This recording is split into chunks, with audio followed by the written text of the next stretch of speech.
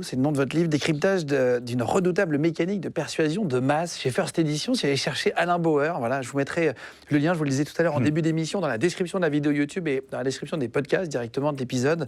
Vous allez rencontrer Donald Trump en 2003. Vous disiez qu'il avait énormément changé en début d'émission. Est-ce que c'est le pouvoir qui a fait aussi qu'il a pris l'assurance? Je ne crois pas qu'il a énormément changé. Je crois que j'ai vu un des deux Donald Trump. Un des deux, c'est-à-dire? Oui.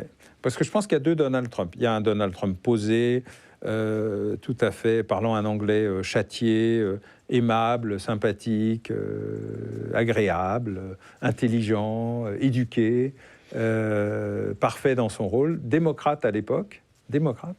Donc c'est-à-dire plus à gauche? Pas républicain. Ouais. À New York, démocrate, c'est pas systématiquement plus à gauche. Disons que sur l'échiquier, je rappelle que c'est les républicains qui ont aboli l'esclavage et que c'est les démocrates du Sud qui l'ont défendu. Hein. Lincoln n'était pas un démocrate mais un républicain. Donc il faut faire attention. L'idée que la transition française vaut rien. C'est pas pareil. Mais voilà. Donc, et puis, après, j'ai vu arriver, comme tout le monde à la télévision, le Donald Trump de The Apprentice, donc le Donald Trump qui comprend la télé-réalité, et puis le Donald Trump qui veut le pouvoir. Donc là, qui devient un républicain de l'extérieur, hein, parce qu'il est anti-Rhino, Republican in name only, c'est-à-dire qu'il les prend à droite, et il a un nouveau langage.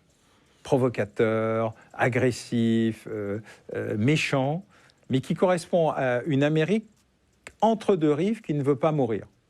Vous avez une Amérique développée, Floride, Californie, l'Amérique des deux côtes, Texas, qui est une particularité, et au milieu, vous avez une Amérique qui meurt et qui ne veut pas mourir.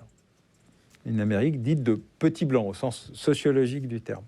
Et cette Amérique-là, elle cherchait un héros, OS et AULT, un héros qui la représente. Et Donald Trump a compris qu'en étant agressif, d'utilisant un langage simple, voire même simplifié, simpliste. Plus que lorsqu'il vous a parlé? Ah ben moi, charmant. Il m'a fait la... Voilà. Mais ça a duré 10 minutes, hein. Je n'ai pas passé 3 heures avec lui. Il vous a parlé de quoi? De ses projets immobiliers. Et il vous a offert un cadeau, je crois. Une cravate, 2 cravates. Une cravate bleue, une cravate rouge, une démocrate, une républicaine. Oui, c'est ça.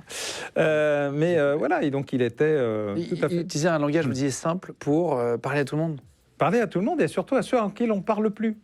Ceux qui reçoivent des injonctions contradictoires d'en haut, ceux qui sont en faillite agricole, ceux qui sont dans Main Street où il n'y a plus rien d'ouvert. Il reste 3 bars, la sécurité sociale et la pharmacie. Donc cette Amérique-là, elle avait besoin d'être écoutée et entendue. Les démocrates l'ont abandonnée.